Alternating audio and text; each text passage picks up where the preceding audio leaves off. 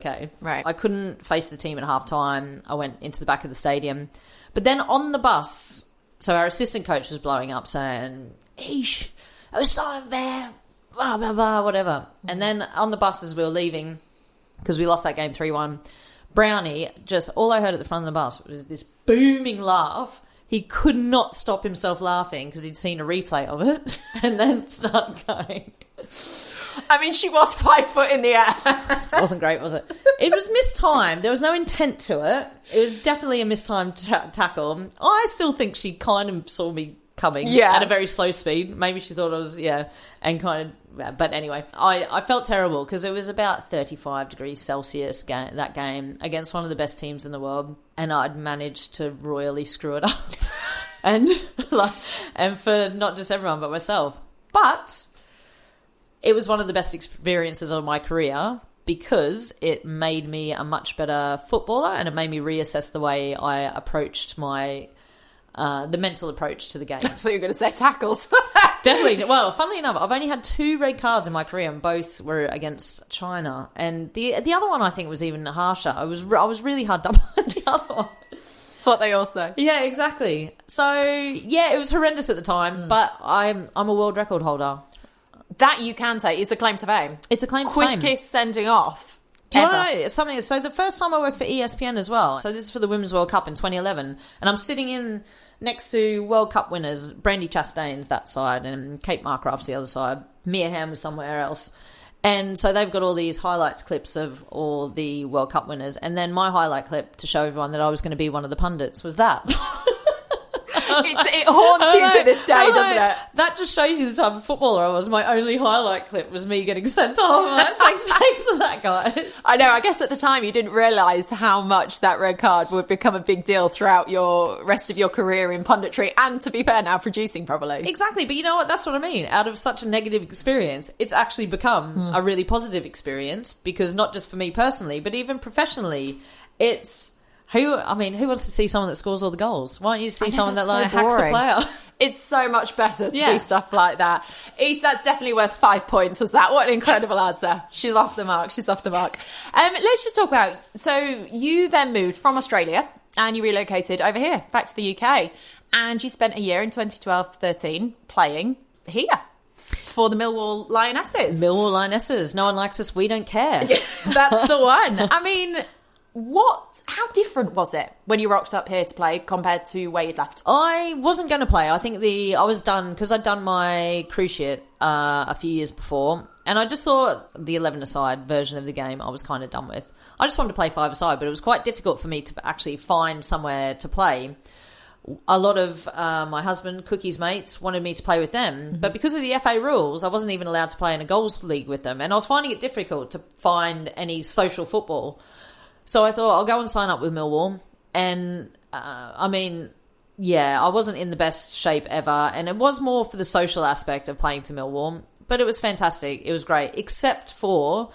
And the reason I only played one season was just 3 nights a week training when it was freezing until 10 o'clock at night. The weather?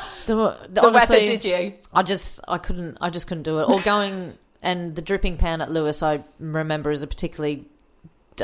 dire memory of the mud. Oh yeah, just not being just trying to pull my boots out of the mud. And you were like, this didn't happen back home. I don't know. Yeah, and I just thought, I think I'm just going to have to move on and try and find you were a 5 or 6-a-side game. Can she do it on a cold Tuesday night in Millwall? No, she can't. No, she cannot.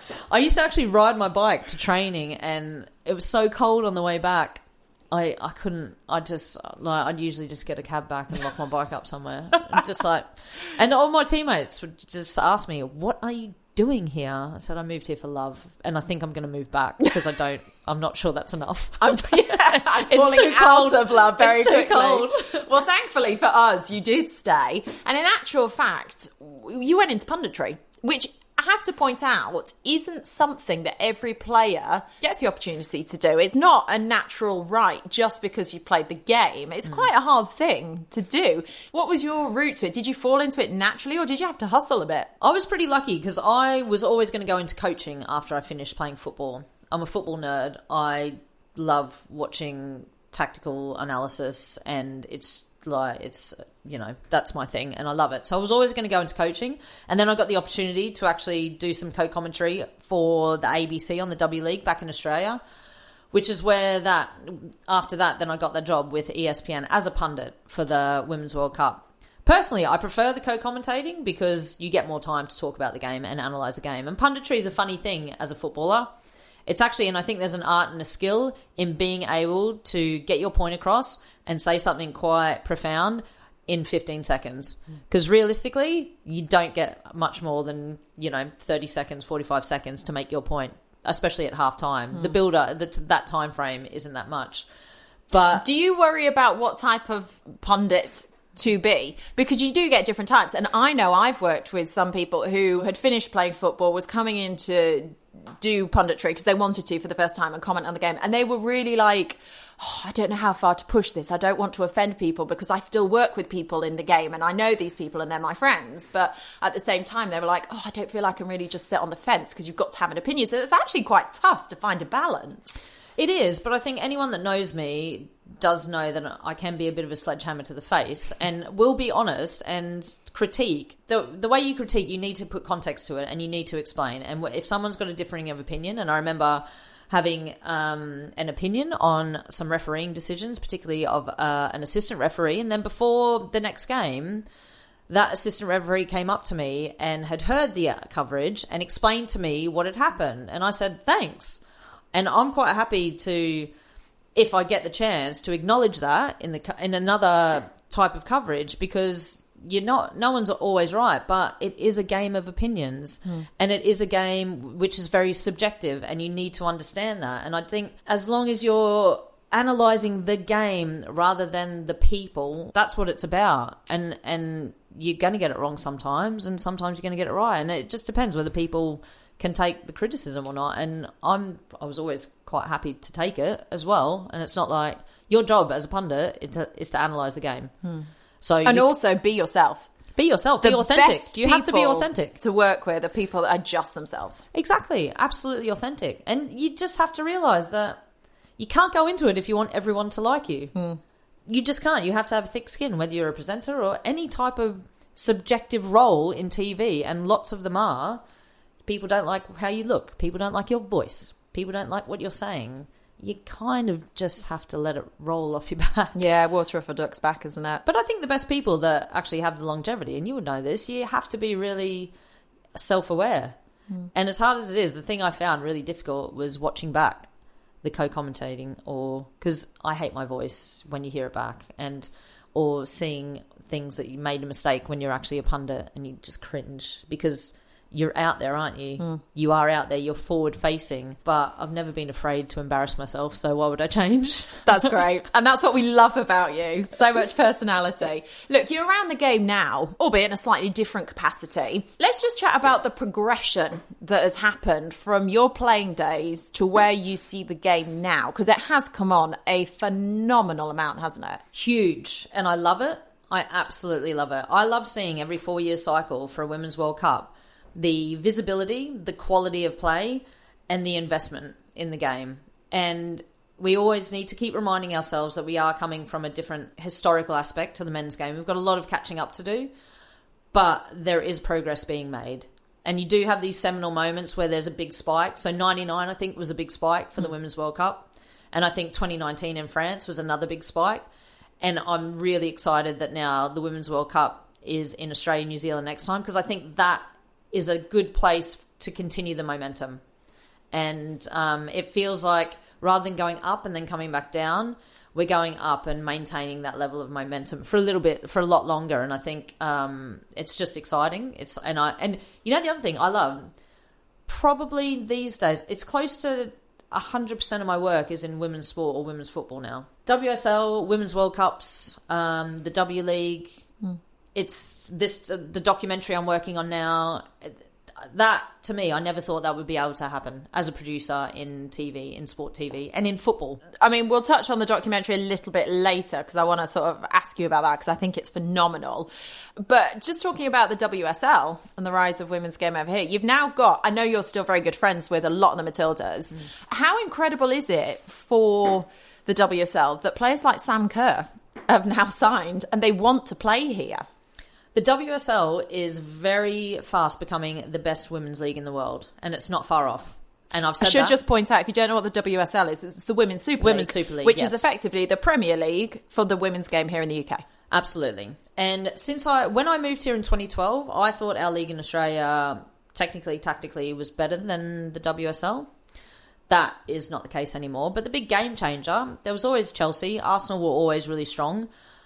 But it's been the investment from the other clubs, the Premier League clubs, the Manchester Cities. But there's still, one or two clubs that have actually lost the fight in the Women's Super League and may still lose the fight, especially now after the current circumstances with COVID, because it's always the first thing to go. And we still are reliant on men's funding.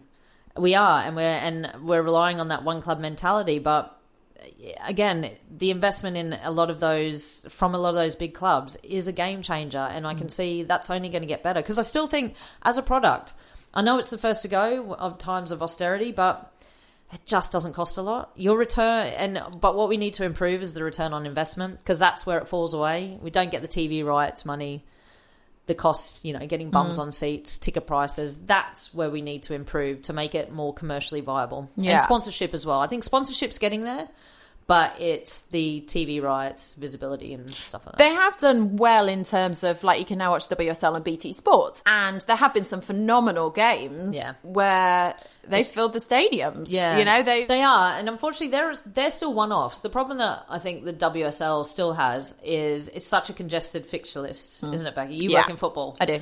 It's crazy. It's amazing, but we're saturated by football over in Europe. And so trying to find the right, most of the WSL games are on a Sunday, so you're coming up against Super Sunday, right? Where are you going to schedule the games? Also, not having your own pitch, so having to rely on home and away games. For Arsenal, say it's at Boreham Wood, stuff like that. And then where is Boreham Wood compared to the Arsenal fan base? Well, it's not quite there. So there's logistical things that still need working on, and it's difficult. It is, and I know they changed to a summer league to try and account for that, but then everyone's away. So you're not going to get that many people. And then groundsmen want to fix their pitches, so they don't really want you playing on them. I mean, groundsmen, I'm not sure how any football gets played on any football pitches with groundsmen.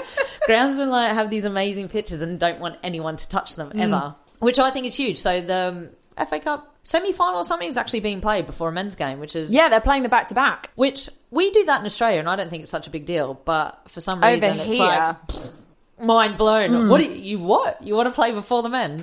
We don't cut up the pitch. We're a lot lighter on the pitch, but it's the groundsmen with their little, those little forks where they put in the divots, just staring, scowling on the sideline going, honestly, don't you touch my pitch. They love those pitches so much. I'm not joking. I've turned up to a game and it's been raining and there has been a groundsman out there with a towel just mopping up puddles. It's a labour of love. It's a labour of love. It's amazing. They love it, don't they? Oh, God, they so do. Right, let's move on to our second game. All right, yeah. This is called The Wrong Answer is Right.